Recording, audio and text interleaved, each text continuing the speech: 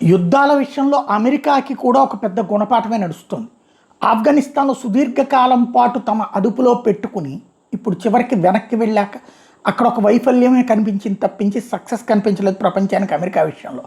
ఇరాక్‌లో ఆయిల్‌ని తవ్వుకుంటోంది తప్పించి ఆ దేశ పరిస్థితుల్ని చక్కదిద్దకపోయేటప్పటికి అమెరికాది స్వార్థం తప్పించి ప్రయోజనం ఏమీ లేదు. ఇదివరకు ప్రపంచ ప్రయోజనాన్ని కాంక్షిస్తూ అమెరికా ప్లాన్ చేస్తుందన్నటువంటి ఒక నమ్మకాన్ని కలిగించేది వాళ్ళ మీడియా అలాగే ఉండే.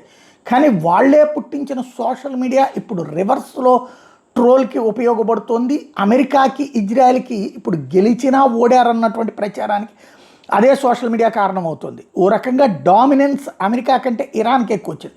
అమెరికా ఇజ్రాయెల్ కలిసి లాంచ్ చేసిన ఆపరేషన్ ఎపిక్ ఫ్యూరీ ఫిబ్రవరి 28. స్టెప్ 2 వచ్చేటప్పటికి ఇరాన్ 67 రిటాలియేషన్ అటాక్స్ 22 రోజుల్లో చేసింది.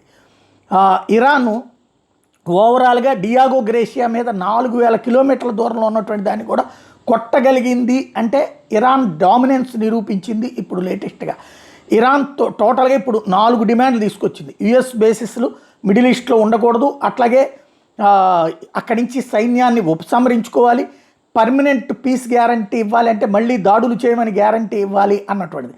అట్లాగే American bases Saudi Arabia, Kuwait లాంటి చోట్లన పేలుళ్ళు సృష్టించడం ద్వారా అమెరికాకి ఒక వణుకు పుట్టించింది. ఓవరాల్గా ట్రంప్ ప్రస్తుతానికి ఇరాన్ డిమాండ్స్ రిజెక్ట్ చేశాడు. ఒప్పుకుంటే ట్రంప్ చరిత్రలో అసమర్థపు అధ్యక్షుడిగా మిగిలిపోతాడు.